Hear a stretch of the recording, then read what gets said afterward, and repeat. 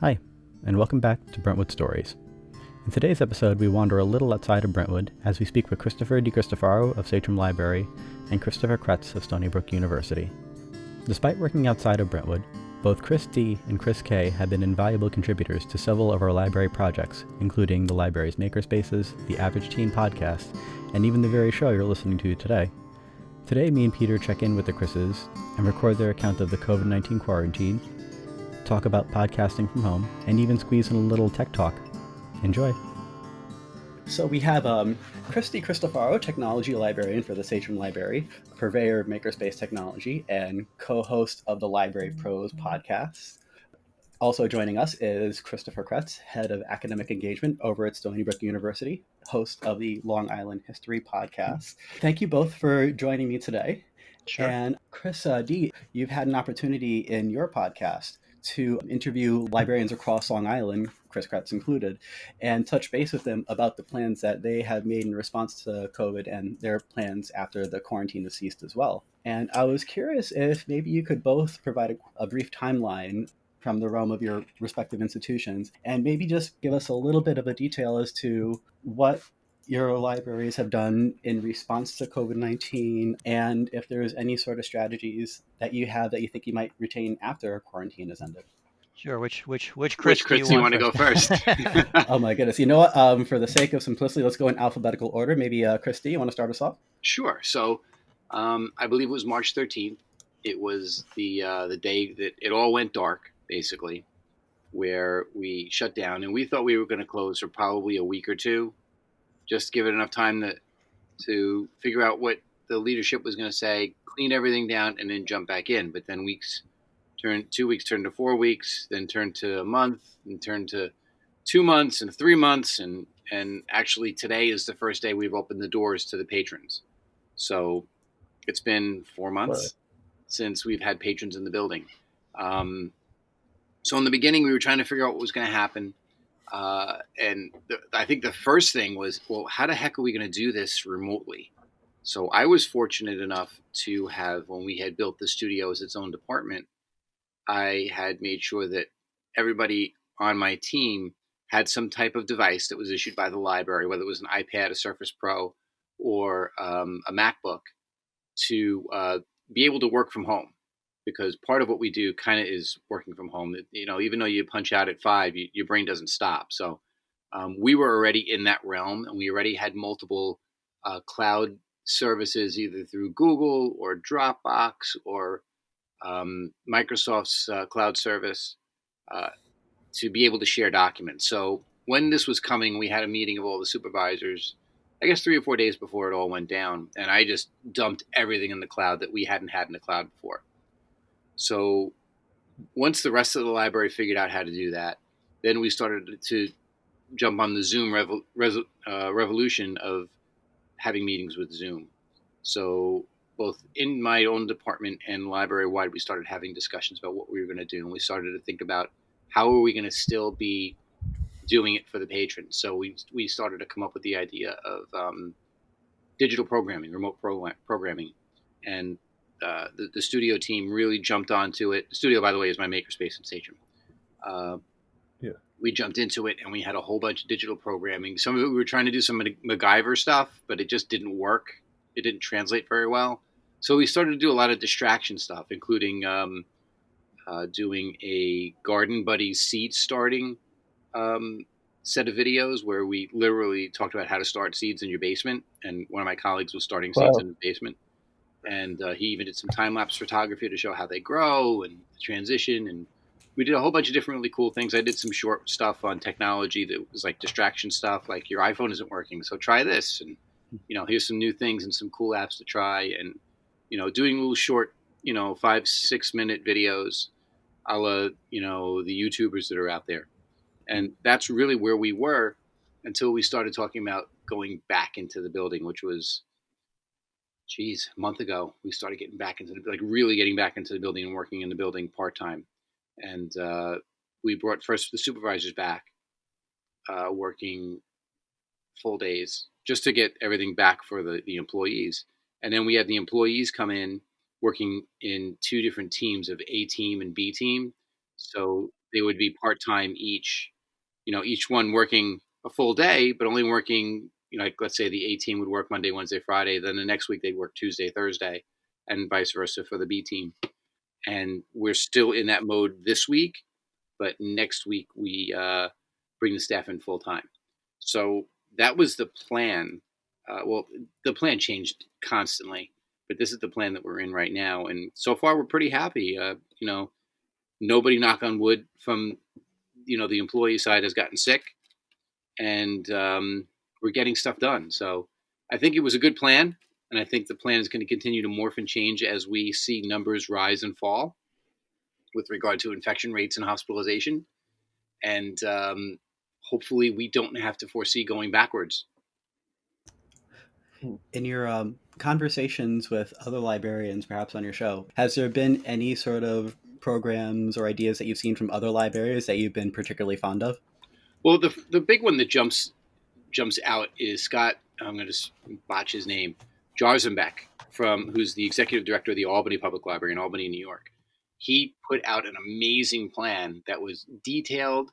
It was had step-by-step instructions on what to do, and it really worked out well with regardless of what type of library you have, whether it was an academic library, public library. It followed the numbers, it followed infection rates, it followed phases, and it was brilliant in its design. I did an episode just with him, and then I did another episode with him and a bunch of other librarians everywhere from here on Long Island to Florida to New South Wales, Australia, and in New Zealand, talking about the different perspectives. And then also the perspective from New Zealand, which we were fortunate enough to get Justin Honke, who's originally from Pennsylvania, who works down there. And we explained to him, you want to talk about being on the other side of the storm. New Zealand has 0 cases of COVID right now. They've done a great job. Yeah. I heard about that. That was amazing. Yeah. And I said, what does it look like being on the other side of this? He goes, it's really kind of odd, but they're open for business. They have 100% staff. Patrons are welcome to come in the building, and they're back to normal. So it was really interesting to see where we were, where they are, and then Chad Mayer from St. Petersburg talking about what it's like to be in the thick of it there, and then see the other perspectives here in New York and in Australia, because they're kind of a unique situation too, because it's winter there now. So it was really interesting to hear how everybody was kind of wrapping around and what their plans were. Scott's plan, it seemed like maybe he had influenced some of the Long Island libraries from the conversation he had on your podcast. I would hope so. And it sounded like he influenced people, honestly, worldwide. Scott hasn't really shared too much about the input. I haven't spoken to him in a couple of weeks now. But I'd love to hear from him to see what his reach was with regard to his plan, because his plan was out there. He was sharing it. I know Upstate was embracing it. I think he kept talking about the Rome Project with regard to medical breakthroughs. And I know, I can't say for sure, but I'm sure there are some libraries here on Long Island that really benefited from, if not the whole plan, then taking bits and pieces to make it work for their particular library. No, but yeah, listening to Chris, and what's striking me is the conversation we have at the university is much more similar to what we're talking about in reopening, K-12 schools. So we're university library, so we're there to serve the mission of the university. Just to go back through the timeline, around the same time as everyone, middle of March, it was actually right at our spring break. So as decisions were being made, we extended spring break to 2 weeks, as everything was planned to be moved online for the rest of the spring. So we kind of knew, that at least through May we were going to be online. And for in terms of the things that I'm in charge of, the concerns were instruction, because we do a lot of instruction. It was kind of coming towards the tail end of the semester where we kind of do a little less of that, but we did have a lot of things scheduled. So we were scrambling to learn Zoom and make sure we had everything online. We were living our lives mostly online anyway. I think academic librarians, we were using Google Suite for everything, Google Docs and calendars. So we were positioned to start from a good place, but it was a lot of communication. A lot of it was, when we started working from home, keeping in touch with people. So just having, Zoom coffee breaks and meetings just to check in on people. And because those first few weeks, it kind of felt like you were on your own island and you didn't know, how things were going to play out. But once we got through May, summer, Stony Brook was all online too. So that's where we are at now. Still doing a lot of teaching online, which is interesting because we have students that went back, internationally, went back to their home country. So you have different time zones you have to worry about or coordinate and things like that. But the students have been great. Um, so we're learning how to engage with people, through the screens like we're all doing now. And the fall, I've been in twice in the last month or so. We're looking at spaces. A lot of it is the social distancing, so taking out half of your furniture. The labs we do use for teaching will only fit 12 people instead of 25. So how do we handle a bigger class? We have to find a bigger room. So I think like a lot of us, we have a lot of different plans depending on how things go. Stony Brook has announced that the physical semester will end by Thanksgiving anyway, and then from Thanksgiving on we'll finish up online. So Wow. that's one of the contingency measures. And then there will be students on campus, last I heard. So we will have again limited seating in the main library spaces. The group study rooms will be offline. That's where a lot of the furniture is now because we had to space everything out. Um, and this actually for the public librarians that are open, and Chris, your feedback, because we have some students on campus over the summer, so there's very small footprint, but we're asking people to wear masks and we're tracking the compliance rate, and it varies. So I'd be curious. I've been seeing things online, different public library reactions to the public and the level of mask wearing that they're seeing. Are you at that stage yet where you can say, are your patrons wearing masks? I was actually greeting for the first 3 hours of us being open for patrons, and everyone had a mask. Believe it or not, people were actually holding their library cards when they were walking in and asking if we were going to take their temperature, which we were not. Oh, wow. So the level of compliance, I have to say, was probably 100% in the first 3-4 hours.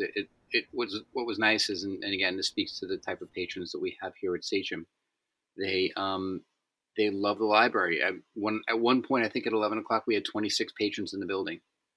So on the first day, that's pretty darn good. And they all follow the rules. They knew where to stand. We put dots all over the floor for social distancing. They were standing on the dots.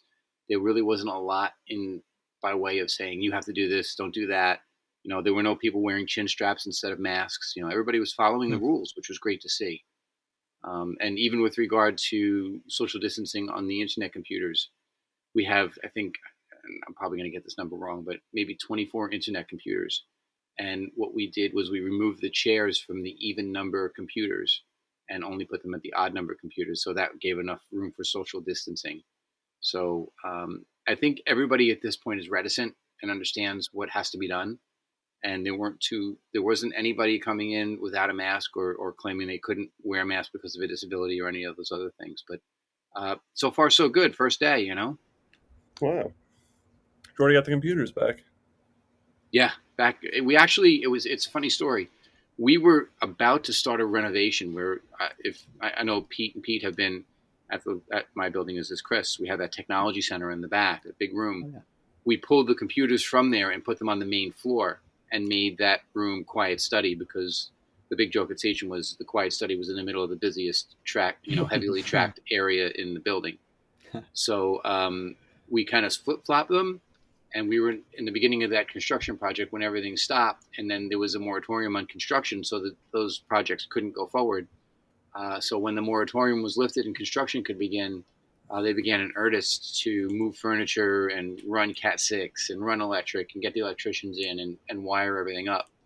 And everything's up and running. So we're pretty lucky in that respect, that we had everything up and running. We had just the dumb luck of knowing we were going to start this project and just, folding social distancing into it.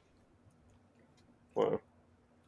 Chris, I meant to ask you earlier also, your local library was one of the first to reopen.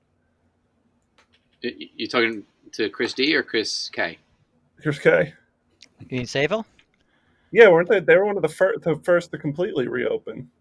To tell you the truth, I haven't been in. So I actually I did an online program for them, so I know they were online, but I haven't been by. And I know, unfortunately, it's sad. I think they lost at least. I know one staff member I think passed from COVID, so we're not totally unaffected.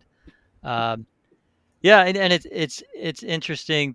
So we're looking to the fall, and the the s- space issue, a lot of our larger lecture, to segue back to just some of my background still, but the larger lecture series, lecture halls are going online so that the smaller classes can move into the large lecture hall. So it's going to be a very, we will be back for some on site lessons and studying, but it'll be a very strange situation because things will be kind of moved around and spread out. So Yeah, that's what I was thinking with Sayville too, because you do a lot of your recording there. I was wondering if you were starting to think about that at all. No, it's interesting because my co-host is in her 80s, and I did just drop off a headset for her, so I'm going to try to get her onto Zencaster and do some online things. But Oh, nice. yeah, I don't think I can't put a time date on it, but it probably would still be a while before we're sitting across the table with a microphone from somebody. Yeah, I second that too, because not only because Bob and I, when we do our podcast, we're both remote from each other, and then usually, unless we have somebody coming into the space, we do them remote as well. But I don't foresee our recording studio opening up anytime soon for either patrons or for me doing a broadcast with somebody in the studio with me.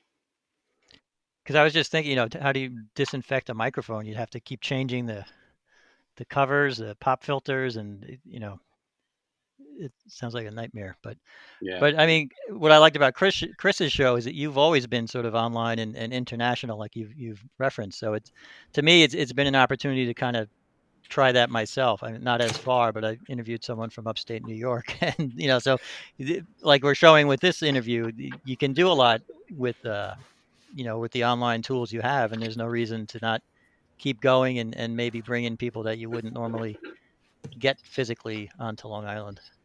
Definitely. Yeah.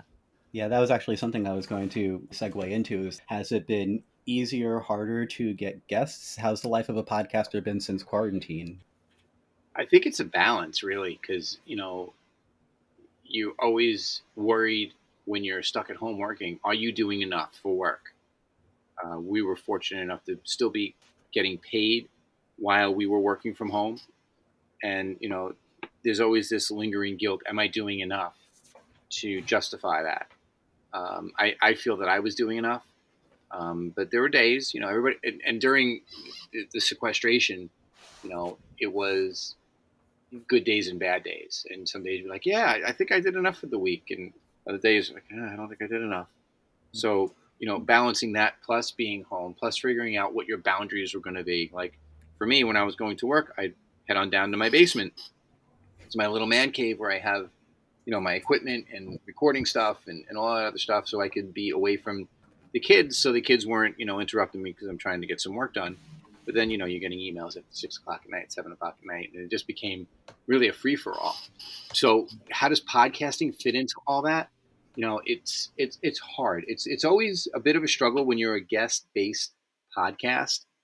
And I didn't want to fall because I actually had a couple of podcasts that are what they call in the can. They were already recorded pre-pandemic, so I was able to release them. And even though they were great episodes, I kind of felt like, it's kind of missing the boat. We're talking about things that you can't do right now. So, I wasn't going to leave them because they would have become dated because of, mentions of certain periods of time and things like that. But it was saying like, oh, well, it's spring and blah, blah, blah. People are going to start to do this. So I didn't want to release that in December. Didn't make much sense. So I followed my schedule with that. But then I said, I have this network of people that I've interviewed in the past and people that are friends, are colleagues. And I said, I don't want it to become my thing, but let's do a COVID episode and let's just turn the mics on and see what happens instead of being, a controlled, almost scripted, with topics. So we just did basic bullet points. We did the first Corona episode, and it went crazy with stats. So, and that was right when it had started. Then we did a second one, which was kind of like in the middle of, kind of like the smack dab in the middle of the crisis. And we were finding out, what libraries were doing, what was working, what wasn't working. And then the third episode that we did was, okay, we're coming out of this. What do we do coming out of this? So, and in the middle, in between them, I had some other episodes. I interviewed a children's author that ended up becoming a publisher, and that was really fascinating. And I spoke with the Longwood Library about their lending library. So I didn't kind of make the podcast all gloom and doom about COVID. I put other episodes in between. But the issue is, how do you find guests, and what are you going to talk to them about? Because, everything everybody's talking about is COVID. So I didn't want to end up being the COVID podcast. So the trick now is trying to find guests who want to talk about a topic. And yes, we can say pre-COVID, during COVID, after COVID, but I don't want every episode to now be talking about COVID and, how did the pandemic affect this, that, and the other thing. So I really wanted to put it to bed with regard to the 3 episodes. So we addressed it. I think we addressed it well. And, I think the bigger trick now is trying to find guests who can talk about what they're doing. And yes, you could talk about, COVID in there, but you don't want to make it the main drive of what we're talking about. So, right now I'm currently stalking, trying to get other guests by reaching out to them via Twitter and all those other places. But, it was a little bit of a challenge, and it's always a challenge trying to find a guest. Yeah, I was going to say I was worried about being able to keep up too. So one thing I started, I pulled a Fiorello LaGuardia. I thought I would read from the newspaper from 100 years ago. So I started reading week by week. I figured every Friday I could pull out some stories and read. And then I started getting, actually, Chris, I picked up 2 people just contacted me saying, hey, I can't get out and promote they were both book authors. And so I had 2 people just call me unsolicited, and that gave me 2 episodes. And then I reached out to 5 past guests just to kind of check in. So we did like a check-in episode to see how they were doing, which was a nice range of people and ages. And some were, running the Southampton Museum. And so we got to talk about how they were handling the pandemic. And then I had talked to Preservation Long Island they used to be called SPLIA, but it's a island-wide preservation advocacy group, and they do a lot of helping people save old buildings and things like that. And we had done a few things with them, and they have every other year they do an awards ceremony. Yeah. They give out preservation awards, and they couldn't have the ceremony this year, so I was working with their preservation director. And basically I interviewed the 5 people, and then we put some kind of music and chatter to it. We had a little virtual party, and then she and I discussed each case and talked a little bit about preservation. So that was a whole month right there. That was 5 episodes I could put out. So in the end, I kind of went a little crazy. I don't know how it happened, but I think I produced more under the pandemic than I normally would have. Well, Chris, that's really funny that you had mentioned that authors had reached out to you unsolicited, because there's another podcast that I helped produce called The Artful Periscope, and that is the person that is the host is Larry Davidson, who has done lectures and interviews all over Long Island, and we've been doing Artful Periscope for a while, and he's been trying to get different guests. We've had Alex DeMille on, and a whole bunch of really interesting authors. He gets good. He's top notch. He does pretty well, yeah. So unsolicited, from the contact us section of my podcast, I had 2 different publishers reach out and say, we have these authors that are interested in being on your podcast. I'm like, well, Library Pros really isn't an author-driven podcast unless you're a tech nerd talking about some type of technology. But there is this other podcast. And now those relationships are starting to develop where now they want to start sending books to Larry to review, so then we can interview those authors. So I think that's, again, something that's a side effect of the pandemic, where where authors are supposed to be going on these book tours, and now they can't. So now their publishers and their publicists are trying to find alternative avenues to still get the word out about those books. Yeah, and I wonder, will that stick? Or is that a new awareness for this kind of local level podcasting, which we're all doing? Maybe they'll look to us more now, which would be a nice sign. Make it part of their pressers and part of their book tour, as it were. Yeah, that's part of the Exactly, routine. it's part of the circuit that you do. Yeah. It might be a little known fact to listeners that both of our guests have proven invaluable to both the development of this podcast and several other endeavors that the Brentwood Library has embarked upon, such as the Average Teen podcast. Chris Keg, you were very helpful in helping set that up. And it's made me wonder. That was Christy. Oh, Christy, how embarrassing. So sorry about that. That's okay. Online, we all look alike. Yes, exactly. It made me wonder if, in fact, like the kind of technical acumen that you both command, whether it be at home with your family or at work at large, have you found that kind of expertise that you command a little bit more in demand? It's definitely helped at work in terms of like the online teaching. So a lot of those skills, we've been making videos and online presentations. So, and I've presented about podcasting. I think it kind of goes in waves.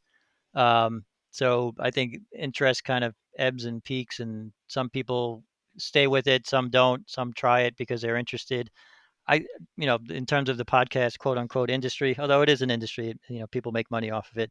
I think it's kind of consolidating. So whether someone could start a podcast now and, rise up the ranks and kind of get signed to a bigger host or something, I don't know if that's happening, because now it's Conan O'Brien is sort of at the top and Joe Rogan is still there. So I think it's funny. A lot of the people above us have kind of come down and seen the power of podcasting while we just keep chugging away.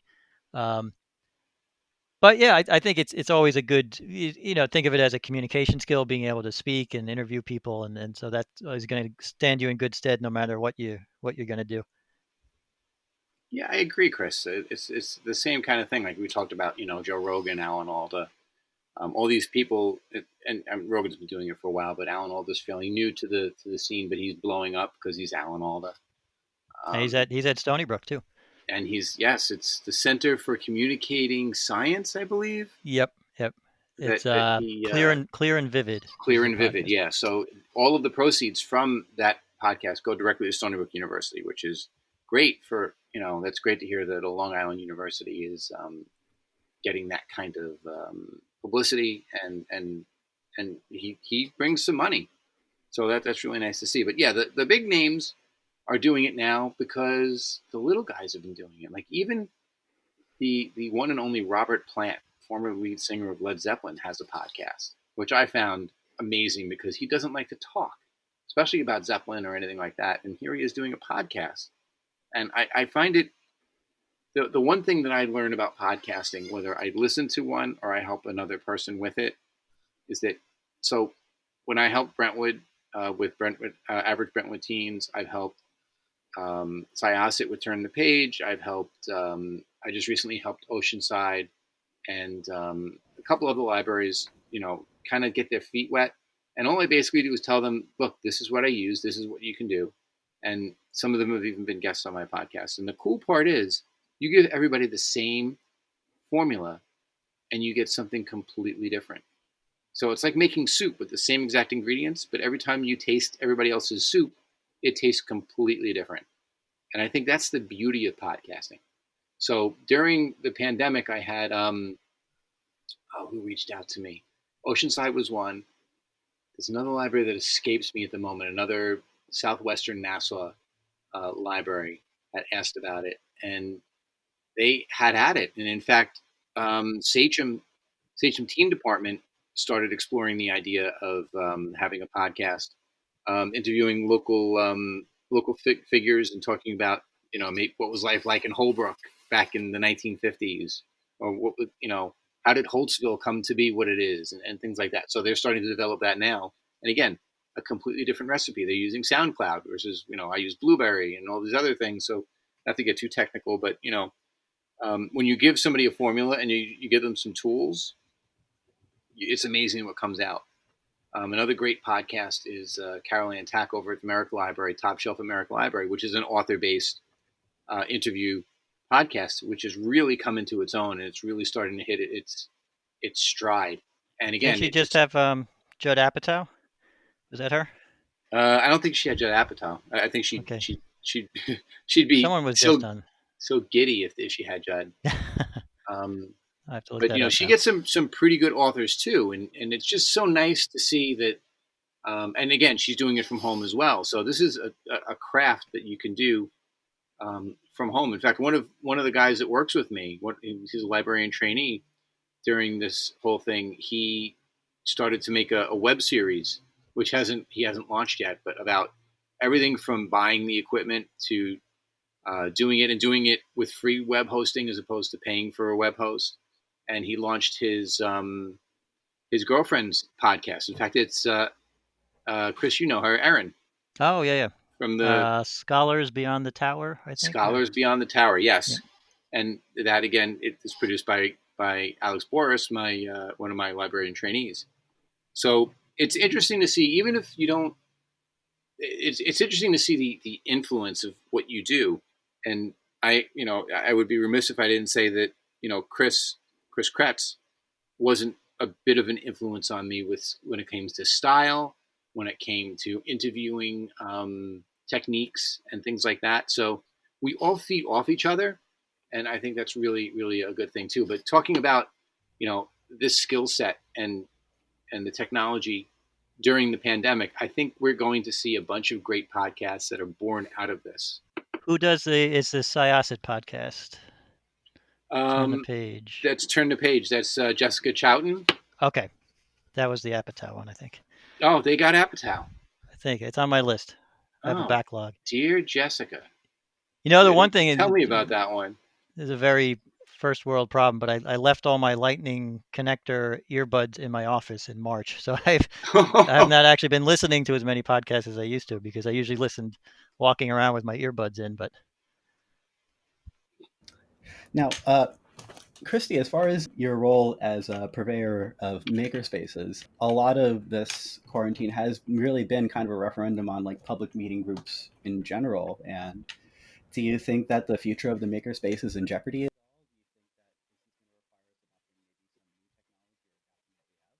Actually, I think it's actually going to propel makerspaces forward. One thing that we're doing over at Sachem is turning it into a virtual experience. And by virtual, I mean we are hoping to launch a redesign of the Sachem Library Studio Makerspace page within the library site within the next week or two. And it actually gave us the opportunity, and this is something we were, again, I'd love to say I saw this coming, I didn't. We wanted to go paperless. So we had this whole system of paper, invoices, and patrons would fill it out and have to come in, and, they would come in and pick this and do that, and they would be tinkering around in the space. So what we did is we actually made it so it's like a touchless experience. So the biggest part about a makerspace, because you don't, and if you've heard me say this before, I'm sorry, but you don't work a 3D printer with a joystick. So it isn't like you have to sit there and physically make the 3D printer work. All of the important stuff happens in the design. And there are so many free tools and resources out there like Tinkercad or Simplify, or there's a whole bunch of different software out there you can get either trial versions of or free versions of, where you can do the creating from home. So we had a discussion and said, well, how do we make this, are we dinosaurs? Is this something that was a flash in the pan and now people can't come in, so now they can't do anything, they can't use the equipment? And I think quite to the contrary, it's more about the design. So the concept that we're putting out there is that you create the web page, and it's a home page, and you click on, let's say you want to do 3D printing, so you click on the 3D printing link, and there's a page for 3D printing, and it describes the printers, it describes software and helpful tips, and maybe even a video or two. And then there's a click here to submit a project. So what we did was we had, when you click on that submit a project, it brings you to a Google form that has all of the requisite information. So your name, your phone number, your barcode number to authenticate. Even though it doesn't authenticate to our ILS, it does authenticate in that it won't submit the job unless it has the prefix number for Sagem, and all the information, including an area to upload a file if you've developed your own file. There's even an area for notes. And what's really cool is we use a service called automate.io, which we had to pay for. But for every field in the Google form, we have it autofill with the service Trello, which is what we use to track our jobs. So it automatically creates a Trello card with all of the information. And then we all get emails about it. And so we know what came in, and we know to look at it to make sure that it's not something nefarious, that we can actually print it doesn't violate policy. And then we do the job. So let's say the job is done and it didn't print well, or didn't print right, or it just something's wrong with it. We set up a video conference with the patron using their video conference of choice, whether it's FaceTime or Zoom or Google Meet or Google Hangouts or whatever it is. And we show them the piece over the video chat and say it failed in this spot and that spot, and this is what you need to do to tinker it to make it better, and then resubmit it to us. So that patron interaction that we're having in person, we can now have through a Google form, and still have that personal touch, speaking to the patron and showing them what failed, what worked, what didn't work.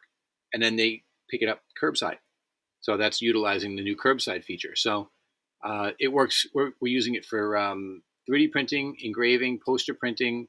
We're trying to figure out Cricut. That's a little tricky.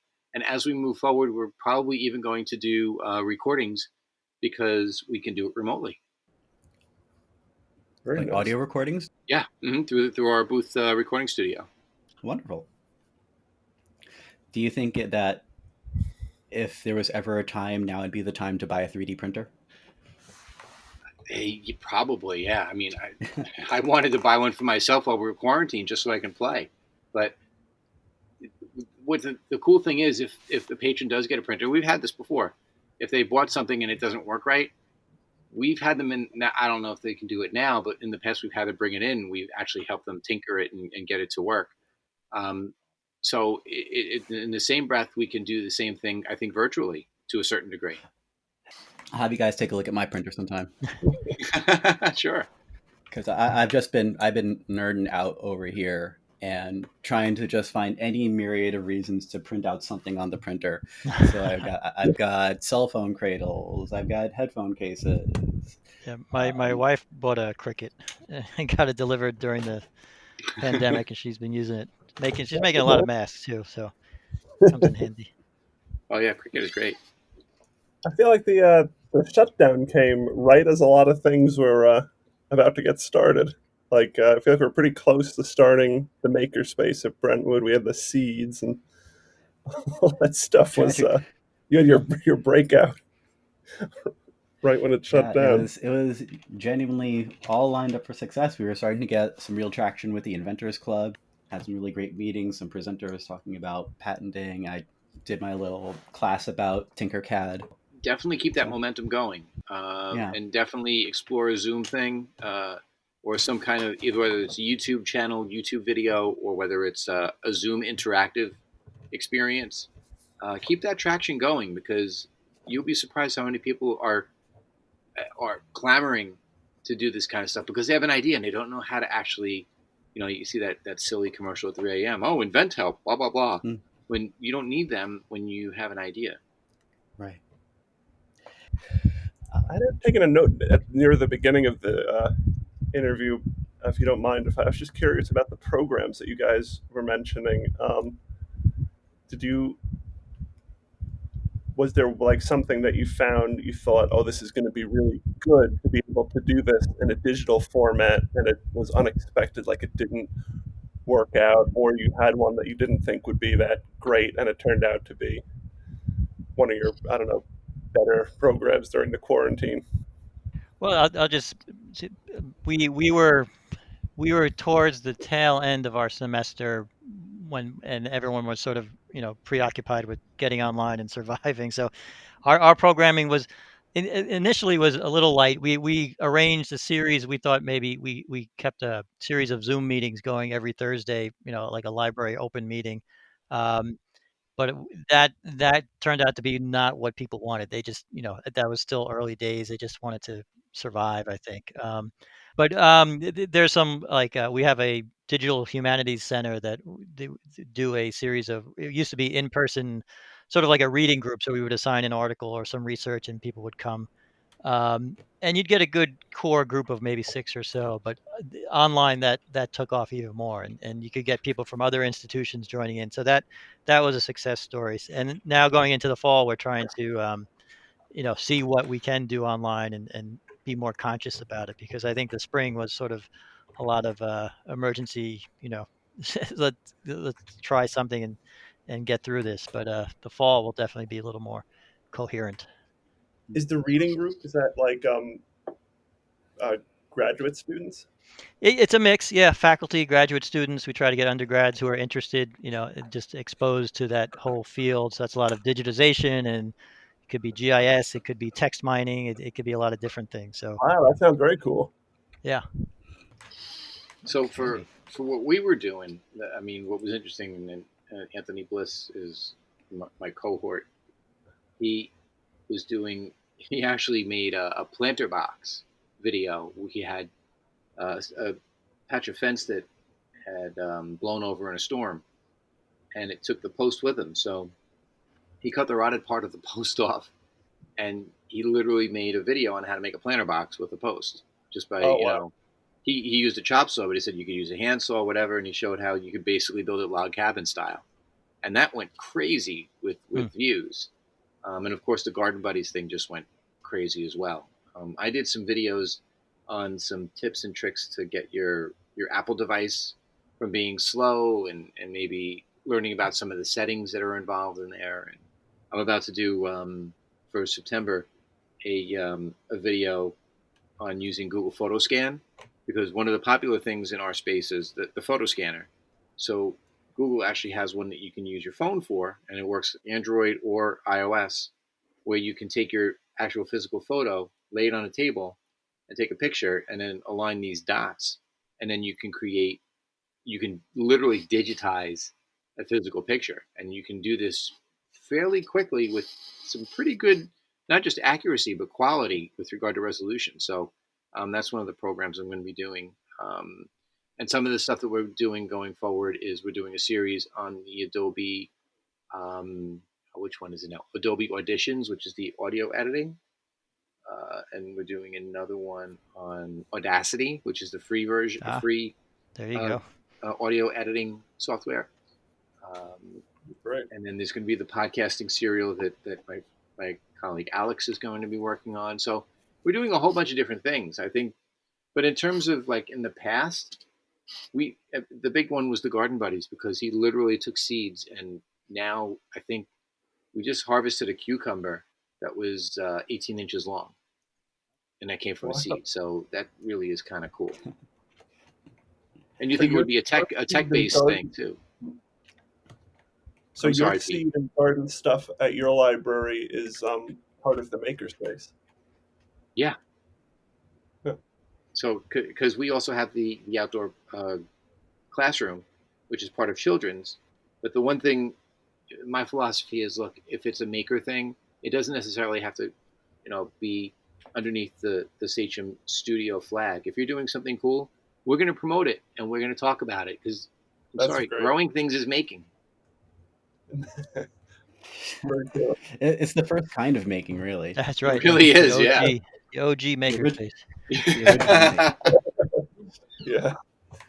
And what was you said you were doing some I think you said distraction stuff. I wasn't sure. I hadn't heard that term before. Yeah, distraction in terms of your phone's not working right. So instead of sitting and listening to the news and getting depressed because a gazillion people are getting sick, let's focus on how to clear the cache on your iPhone. Most people didn't even know that there was cache that you had to clear on your iPhone, or how to check for an update, download an update, or how to adjust the text size on your phone because maybe the text size is too small, or something as silly as what's the podcast app, and this is how you find podcasts, and this is what you can find that's really interesting in podcasting and what podcasting even is. So I think we opened up podcasting to a bunch of different people.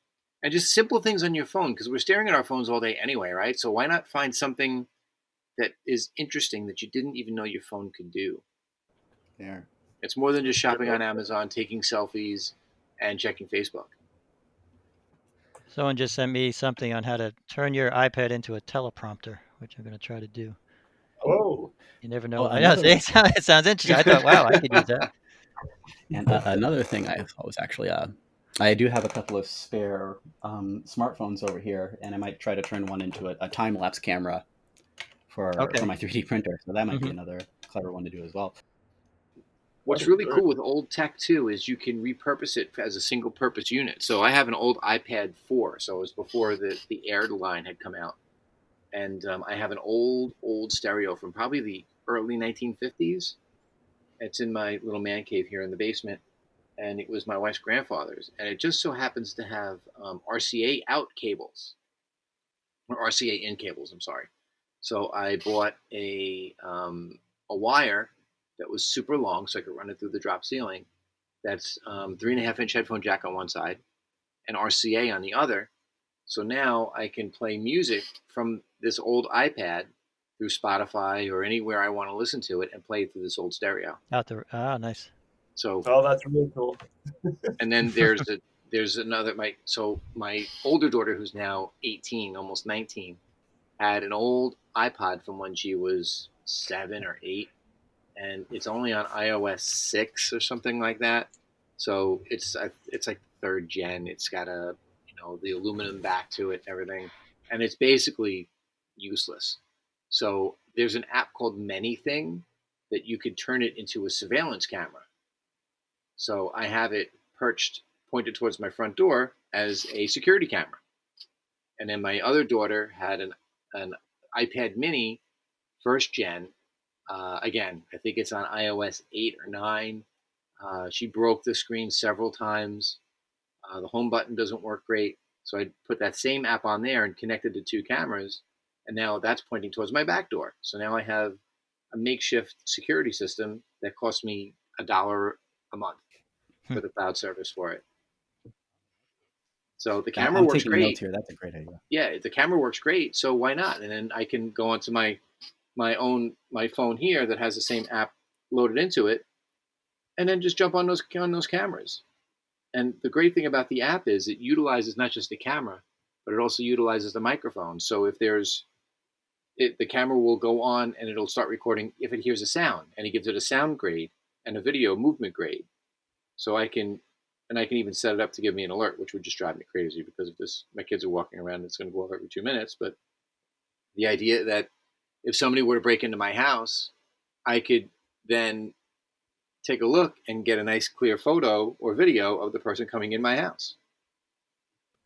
Oh, well, we very cleanly came upon an hour almost Wow. very, very suddenly here. And I really, genuinely appreciate, not only just you guys coming on to the podcast today, but for all the help you've given myself and all my colleagues in the past. Yeah, no, I mean, it's been interesting to see. It's a nice community that's grown up on Long Island around podcasting through the public libraries and the private sector. It's just a nice little guerrilla army out there that's podcasting. And it continues to grow. It's always nice when somebody reaches out and says, "Can you help me with this?" And you're able to do it. Thank you so much for joining us. Sure. Thanks for having us on. Pete and Chris. Pete and Chris. I love it. There you go. Night, everyone. All right, guys. Have a good Thanks. night. Thanks. Thank you again to both of the Chris's for joining us. If you like what you heard today, you may want to check out the podcast of both of our guests. Christopher DeCristofaro's podcast, The Library Pros, discusses libraries, library tech, and everything in between. Visit thelibrarypros.com or subscribe via Apple Podcasts, RSS, Google, or Android podcasting apps. Christopher Kretz is the host of the Long Island History Project podcast, a twice-a-month podcast featuring interviews with researchers, authors, filmmakers, and any person with a passion for the history of Long Island. Visit thelongislandhistoryproject.org or subscribe via Apple Podcasts or Spotify. And thanks again to you, the listener, and to the Brentwood Historical Society for helping to spread the Brentwood story. We'll see you again soon. Today's music is brought to you by artist Dr. Turtle. You can find the track You're Right But I'm Me for free at freemusicarchive.org.